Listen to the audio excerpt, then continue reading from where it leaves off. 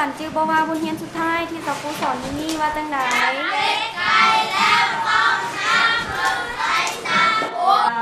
เลิกได้เข้ากันกับบ้านดีๆเด้อ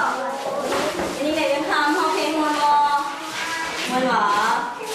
จำกับบ้านแล้วก็คว่ำห้องหลายๆเด้อ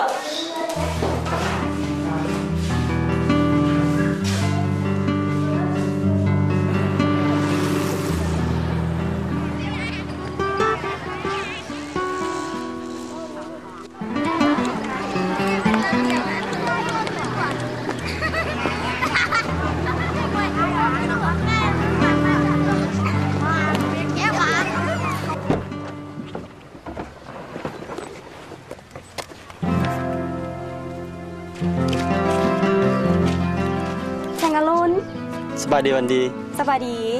เป็นทางไหนไปทางไหนมาทางไหนคือมาฮอตนี่โอ้ยก็มาทำเวียกทำงานทั้งหลายนึกว่าสิบ่จื้อกันแล้วเป็นอย่างสิบ่จื้อพอดีมีพญาติไข้หวัดสัตว์ปีกระบาดอยู่แถวนี้ก็เลยได้มาพญาติไข้หวัดสัตว์ปีกอยู่บ้านเฮานี่หรอแต่ระบาดอยู่บ้านปลาไผ่พุ่นแต่บ้านทงแย่เฮานี่ก็นอนอยู่ในขอบเขต5กิโลเมตรที่พวกเฮาต้องได้ระวังภัยก็เลยได้มาสิหาได้นี่หาอีสังสิหาให้พาไปเงินในบ้าน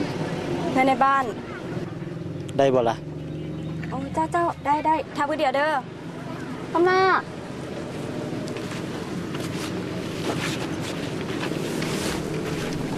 คำล่าสังคูฝากเวียงคำมือบ้านนำเด้อโดย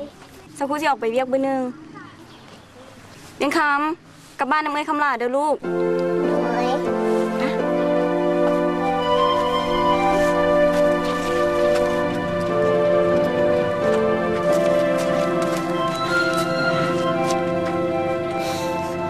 ใส่ว่าบ่ทันได้แต่งงานอ๋อบ่แม่นลูกหลานข้างบ้านฮักแพงกันซื่อๆว่าโอ้ไปซั่นเชิญอ่ะ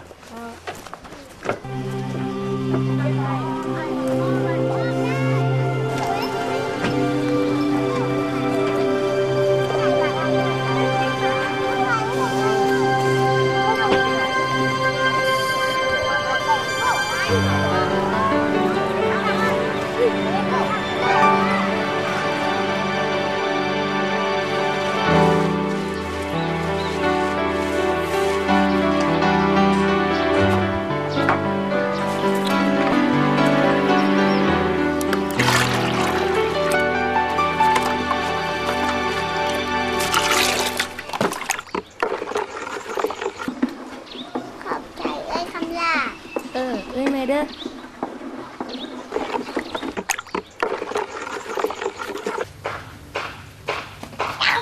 โอ้โหมันไถ่น้อยเนาะอ้าวอ๋อลูกมาแล้วป่ะวันนี้สาวครูสอนอย่างลูกแดเรื่องพญาไก่ของพ่ออีกบ่สาวครูได้สันลูกเพิ่นไปใส่โมยุงเฮียนหันบ่เป็นน้ำมูผู้ชายชื่อง่ายไป